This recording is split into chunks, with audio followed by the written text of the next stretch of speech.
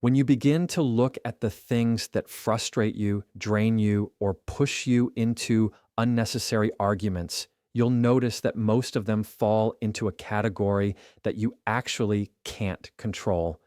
The weather, the way someone decides to speak to you, the attitude a stranger carries, the mood of a coworker, or even the speed of traffic. These are all things that happen around you but don't require your internal energy unless you give it away.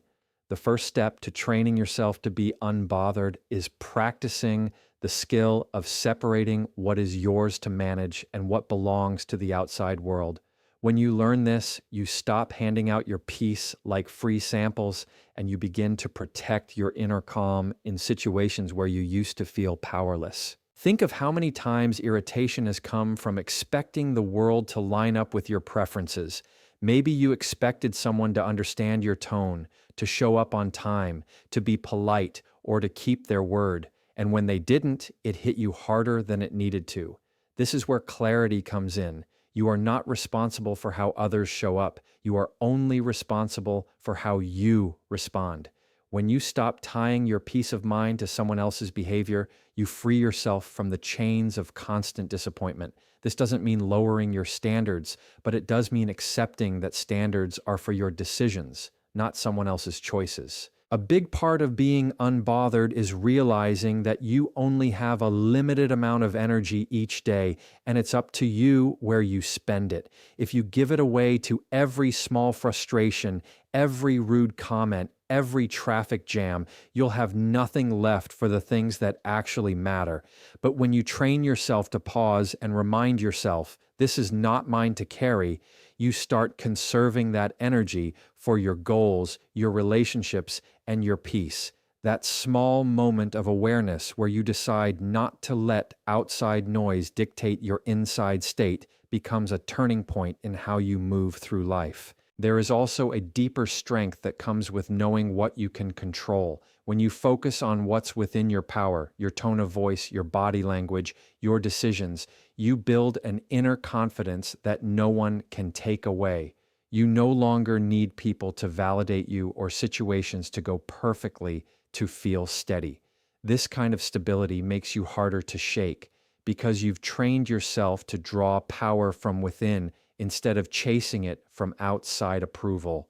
The more you practice this, the more natural it becomes to let go of things that once would have ruined your day. Another reason separating control is so powerful is because it removes the illusion that you can fix everything.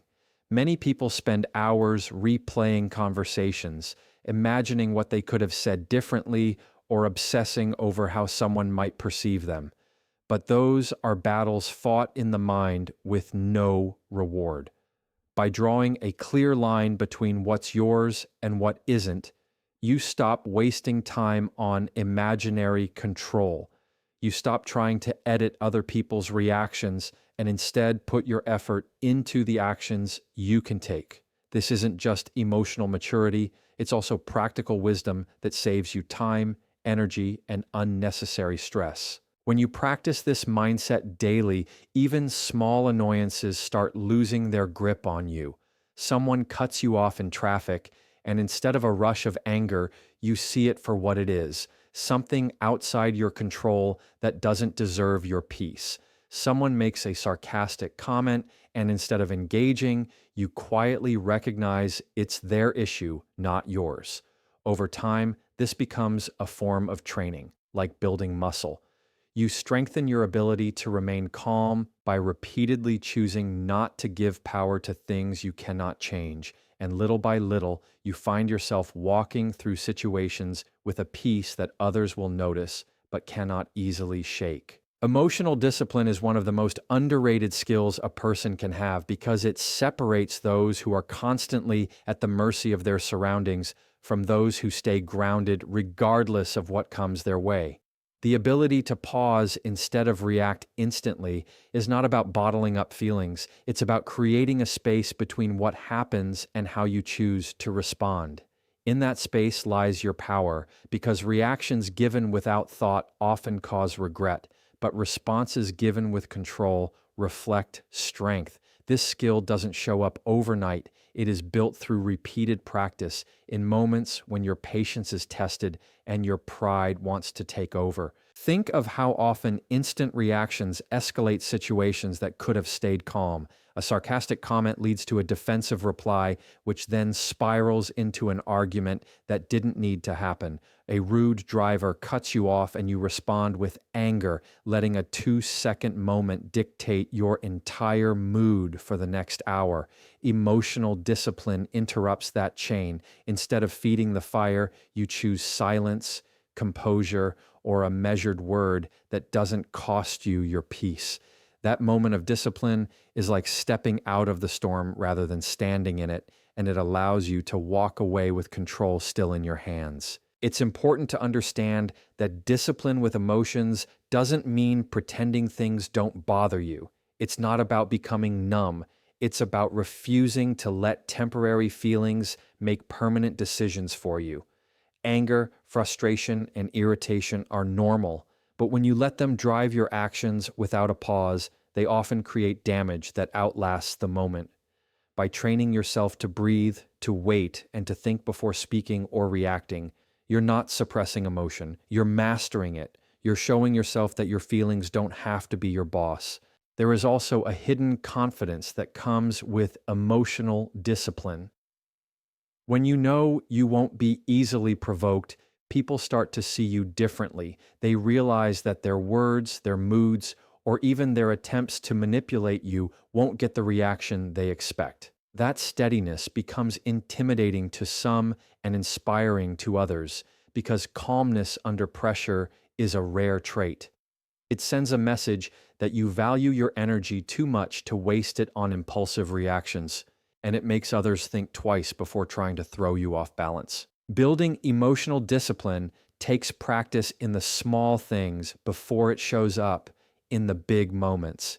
It's in choosing not to argue over minor inconveniences, not rolling your eyes at every little frustration, and not letting impatience control your tone.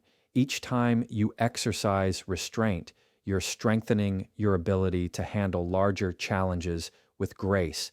This training builds like a muscle, and with time, you notice that situations which used to bother you deeply no longer pull the same reaction. What once triggered you becomes manageable because you've proven to yourself that you can stay composed when it matters. The most freeing part of emotional discipline is realizing that your peace does not depend on how others act, but on how you choose to act. You can't control whether someone speaks with respect, but you can control whether you rise to the bait.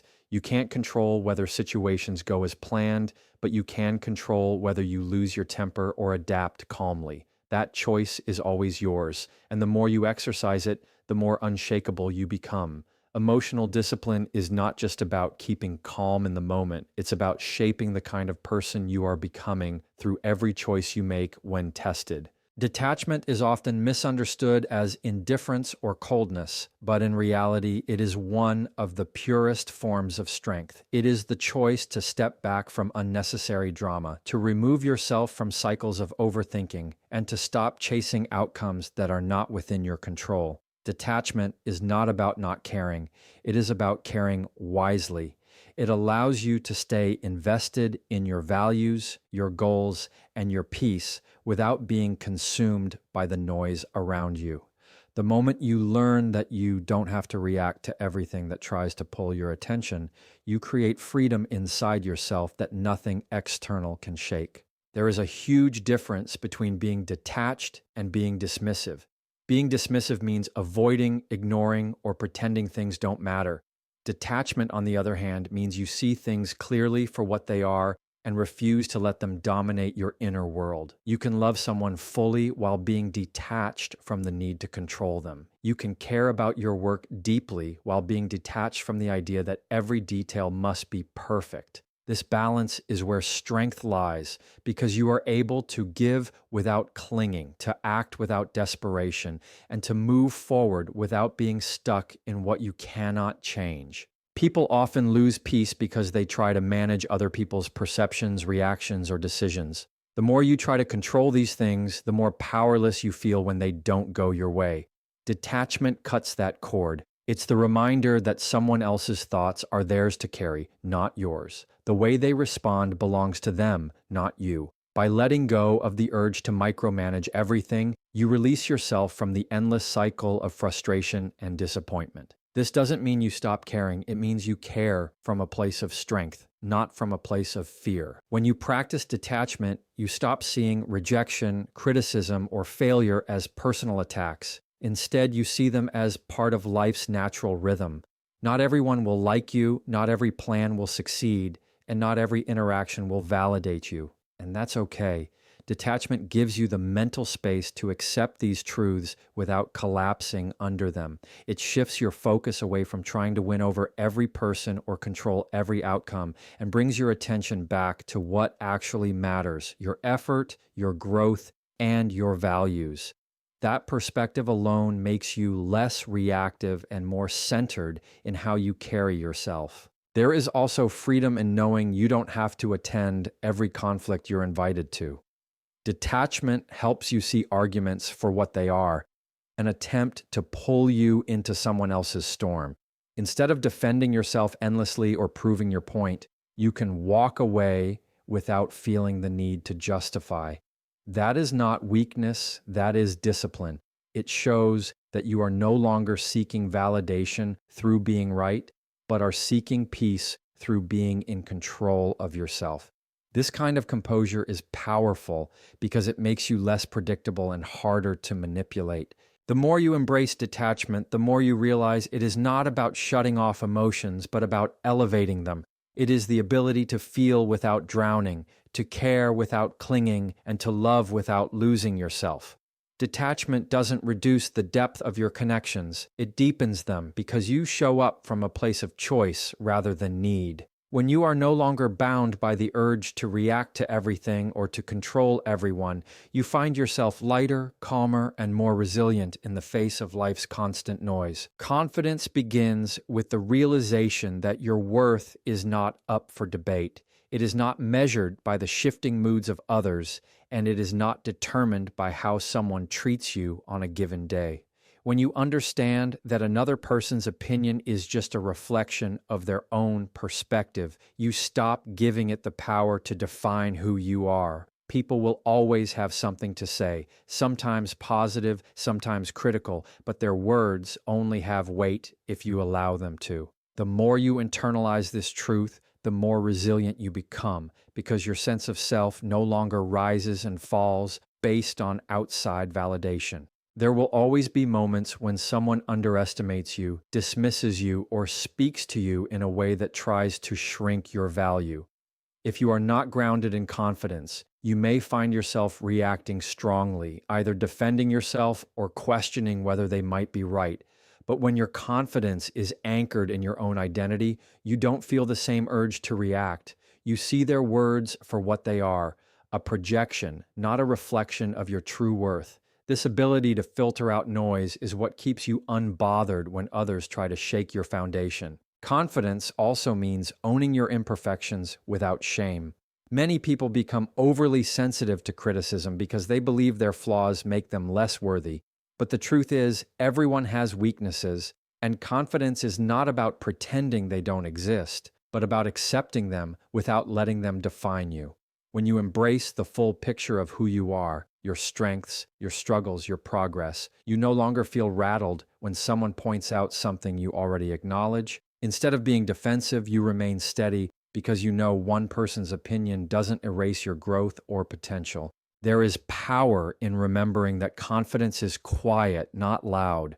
True confidence doesn't need to argue, boast, or constantly prove itself because it is rooted in self-assurance, not performance. People who lack it often try to be noticed or validated through their reactions, but those who are secure don't need to announce it. They walk into a room without seeking approval, they handle criticism without collapsing, and they celebrate wins without demanding recognition. This kind of composure is magnetic because others sense that your peace is not easily disturbed by fleeting judgments. Another part of confidence is setting boundaries with grace. When you know your worth, you no longer tolerate treatment that undermines it, but you also don't need to respond with hostility. You can remove yourself from toxic conversations, disengage from disrespect, and choose silence when someone tries to provoke you, not because you are weak, but because you are strong enough to know that your energy is too valuable to waste. This balanced response shows others that their behavior does not dictate your mood, and it reminds you that you are the one who decides what deserves your attention. Confidence, when trained daily, becomes a shield against the opinions, actions, and emotions of others. It doesn't mean you never feel hurt or disappointed. It means you don't let those feelings take over your identity. The more you root yourself in self-respect, the less power external voices have to disturb your inner calm. You begin to move through life with the understanding that your worth is not negotiable.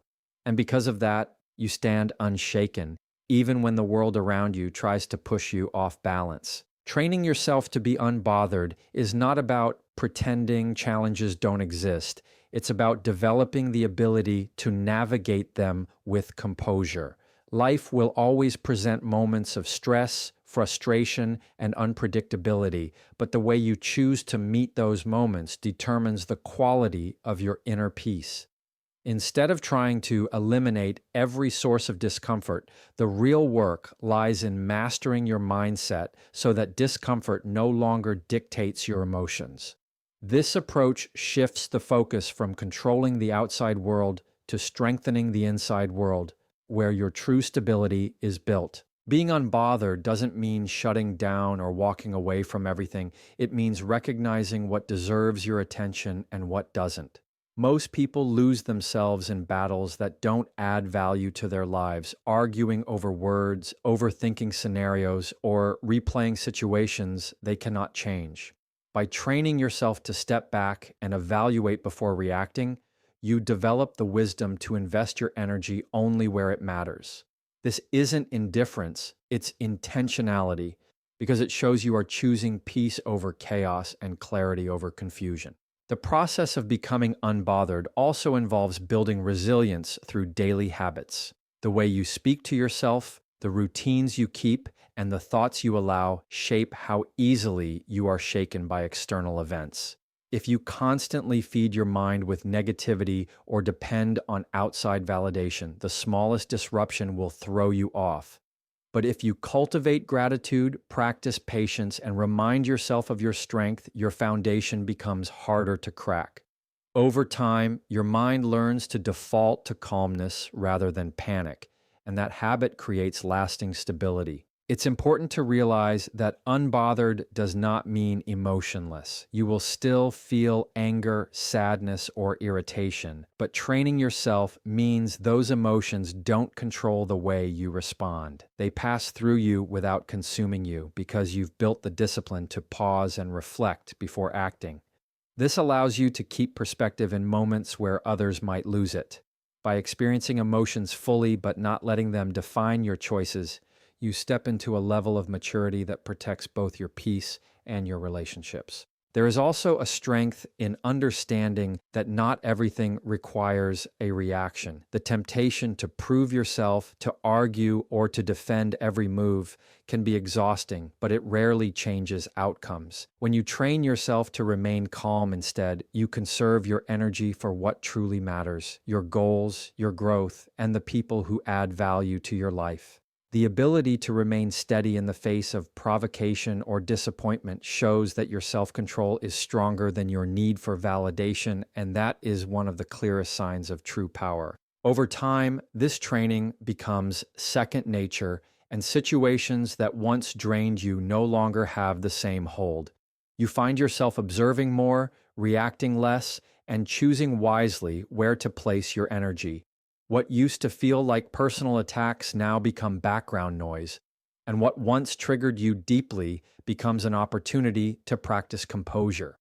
This transformation doesn't happen in a single moment. It happens through consistent choices, and with each choice, you step closer to the kind of calm that cannot be easily shaken by the chaos around you.